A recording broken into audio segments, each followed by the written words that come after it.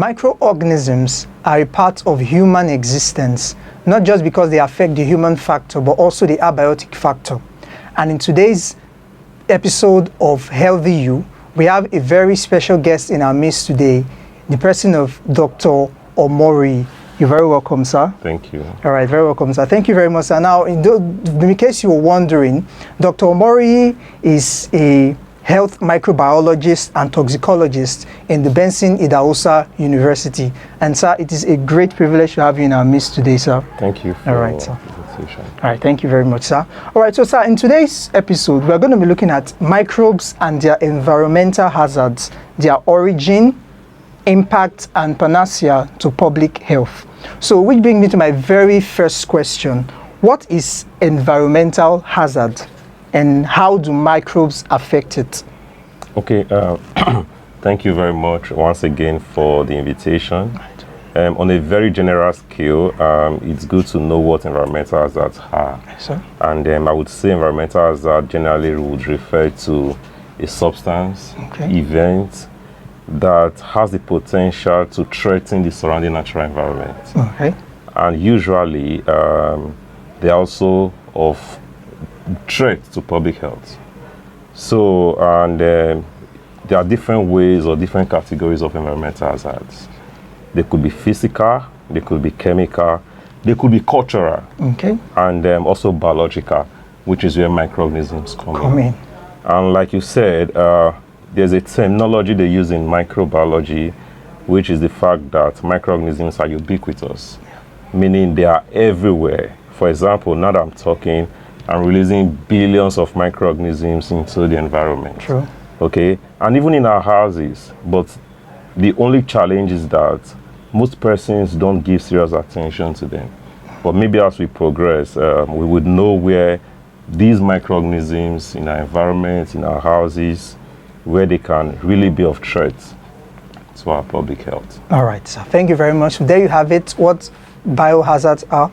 Now, the second question, sir, what microbiological hazards do people not pay enough attention to that they most likely cause?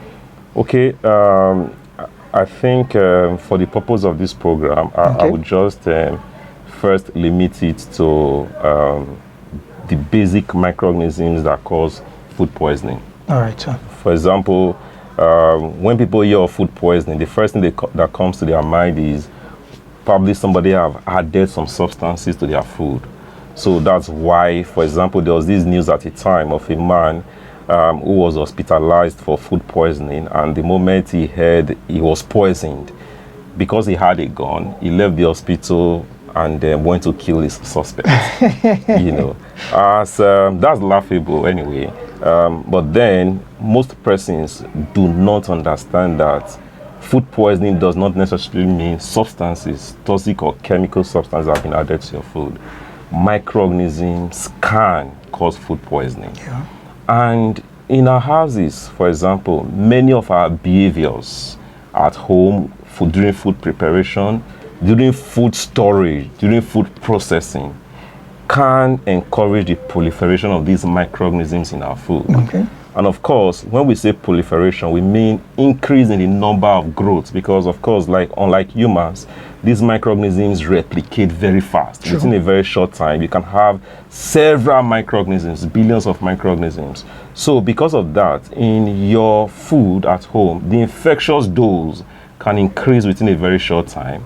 And if those pathogenic microorganisms are present there, then of course they can cause harm. For example, I'll give a very simple example. There's these coliform microorganisms, because in this part of the world, you know, we have this very poor attitude to washing of hands until during COVID, when this emphasis became very, very pronounced. Wash your hands regularly, because if you do, you are doing yourself a very great favor. So many of us do not practice that simple hygiene. And because of that, we can transfer these microorganisms. For example, mothers, like I often tell people, it's not advisable for somebody to peel your egg for you, except you do that under a running tap. You know, as simple as that is, peeling egg for somebody can cause what we call salmonellosis, because salmonella, being not typhoid salmonella, can get to the egg from your hand, especially when you use the toilet and so on and so forth, and you don't wash your hands, and then the person can fall sick. As basic as that, people don't give attention to those things. All right, so thank you very much. So there you have it. Food poisoning is not caused by people adding poisonous substances to your food. Even microorganisms can cause food poisoning. Thank you very much, sir, for that enlightenment. Now, can hazard domestically exist? Yes, of course. In the first case, there's a technology that we use in toxicology. When there's no exposure, then there's no risk. So for you to be talking about microbiological risk or microbiological risk assessment, then of course it means that domestically, for example, the case I just gave, it means they exist. Yes, sir. You know, as simple as not storing your food in the right temperature.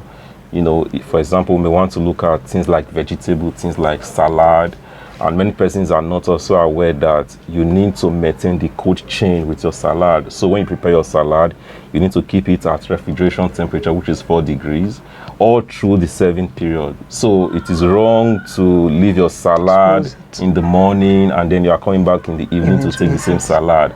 So as basic as it is, you know, so these are domestic, these are hazards that, of course, we are constantly exposed to in our homes. You know, I can go on and on. The list is endless. Very true, sir. So how can these domestic hazards be contained or controlled? Okay, so first, it begins with a proper knowledge of infection or food control practices. For example, people need to know how, for example, with food processing, how food should be stored, how food should be processed rightly. There are some food you need to store at 4 degrees. There are some other food that you don't need to store at normal temperature. You need to keep the temperature high. And then proper hygiene practices. You need to wash your hand as often as possible. Also, you know, there's this part that most people often ignore. Probably in the family, there's somebody who takes care of food. For example, in this part of the world is the mothers. Yes, you know, the mothers are tasked with the responsibility of preparing food for the family. Meanwhile, there are times where the person who has diarrhea, for example, shouldn't come anywhere close to the kitchen. True. You know, but in this part of the world, we neglect things like that. So because the mother is tasked with responsibility, she also has to be in the kitchen, whether she's sick or not, okay? And during that period, the chances of transferring these microbes to other members of the family becomes very high, you know? So as simple as, okay, the mother, stay away from the kitchen because you are not healthy at this time. You know, such practices is healthy for the family, and then the family needs to adopt that kind of lifestyle. Become more conscious of the fact that for everything you don't do well, you know, then the chances of transferring these microorganisms to other members of the family becomes very high. Right, sir. No, just an out-of-the-box question. Okay. You spoke about the Salmonella species. Yes. That when someone who perhaps have gone to the toilet or the restroom, yes, and perhaps didn't wash the hand properly or didn't wash the hand at all, okay, now the person touches a food substance, yes, and it's transferred to the food. Now, does it mean that this microbe already exists on the person's palms? Okay. Okay, now if it's transferred to the food, is it only harmful in the food, or does it pose any threat to the person, being that it's existing on the person's palms? Okay, yes. First, these organisms are called enteric organisms, okay, coliforms. We refer them, they belong to the family of microorganisms, usually gram-negative bacteria, are called the Enterobacteriaceae. And when we say they are enteric organisms, they are found in the gastrointestinal tract. Yeah. That's to say they are found in they are coliform. So when you use the toilet, so the chances of these organisms being in the feces becomes very high. And of course, with the hygiene practices, you know, with the kind of toilet systems that we have, there are some persons who prefer to wash, for example, you know, and even in the process of using paper or tissue, as the case may be, there can be a bit of, yeah, exactly. So you can get those organisms. So that's how they get in contact with those organisms. Okay. And like we said, they're ubiquitous, they're everywhere. Yeah. If I touch surfaces, I can leave those organisms in surfaces. True. Okay. So even in the kitchen sink, I can leave those organisms there. On the plate, I can leave those organisms there. Yeah. Even in the finger, many of us keep fingers. We can leave those organisms in our fingers. And when you now peel the egg, for example, you know, you are now transferring. And after doing that, for example, for every eatery, and it's also interesting to note that in this part of the world, we really don't have statistics. In the West, in Europe, for example, egg is a major cause of salmonellosis in Europe, in the whole of Europe. 60% of cases that were reported last year, for example, came from egg, as you know, and this is something that people are really not knowledgeable about. So, and even you can also reinfect yourself. For example, the salmonella is there. There's something they call reinfection. So you've been infected by that organism before, and now you are reinfecting yourself again because you are exposed to that same bacterium, which is causing the infection. All right. Thank you very much, sir. Okay, so this particular question is, okay, it said science says a pregnant woman must not touch or change the litter of a cat, else she risks suffering and transmitting toxoplasmosis to her unborn baby. Can you please expand on this? Okay, that's a little bit of a tricky question. Okay. But from the science perspective, toxoplasmosis is actually caused by toxoplasma. And then, of course, it's mostly found in the litter of cats. And of course, in this part of the world, we know cats are really not our best friends, unlike the Westerners. For us, when we see a cat, it means we have seen a demon or a witch, and so on and so forth. But in the West, they keep cats as pets. So you see somebody who's living in the house with cats and so on and so forth. But cat is not the only mode of transmission of that pathogen. Okay. Or that parasite. It can be found in soil, you know, substances, surfaces, and so on and so forth.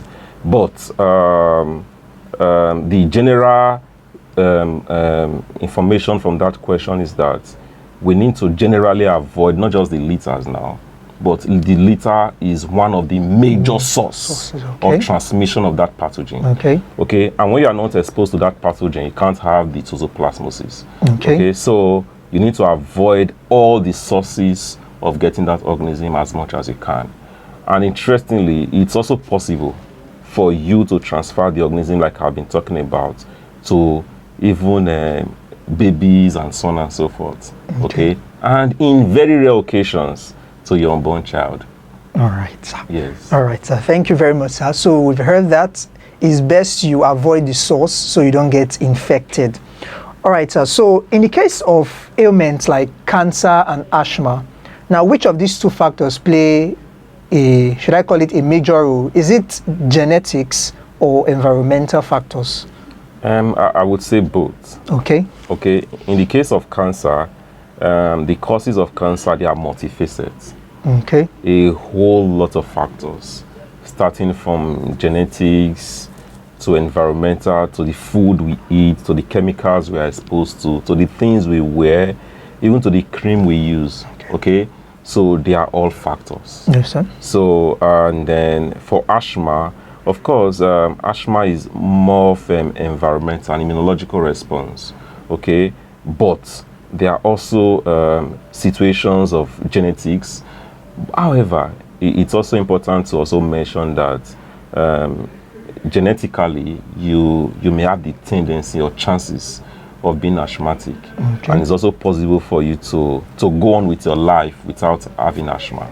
Okay. Yes. All right, sir. So going forward, what measures can we put in place to either curb or control the occurrence of these microorganism hazards in our environment? Okay, I think general knowledge of first microorganisms and infection control practices. Okay. Yeah, as basic as washing of hands and so on and so forth. Okay. All right, so thank you very much. So basically what you're saying is it can't generally be stopped because microorganisms exist in Everywhere. every Yes, they are part, ubiquitous. every part of the world. yes. So we can best control them, Exactly. reduce the ailments those pathogens cause, but we can't Exactly. generally stop it. Exactly. All right, sir. So finally, sir, for today, do you have any health story you would love to share with us? Not really. Okay. I've not had some of those experiences where you wished. No. Okay. Not Do you really. have anybody maybe in relation to the topic you're talking about? Maybe someone you know, Okay. or maybe a story you heard somewhere, but something that you can just share with us to just enlighten the person watching us today. Okay. I think something a bit off it. Okay. Not with respect to microorganisms now.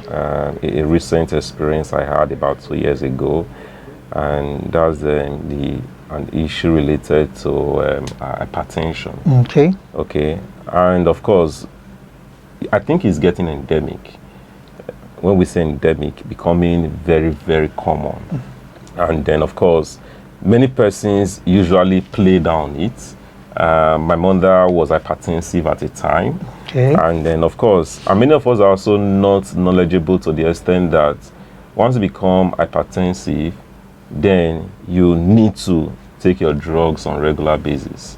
Okay, but because we are very busy, because we didn't put all of those measures in place, and then of course we know the aftermath.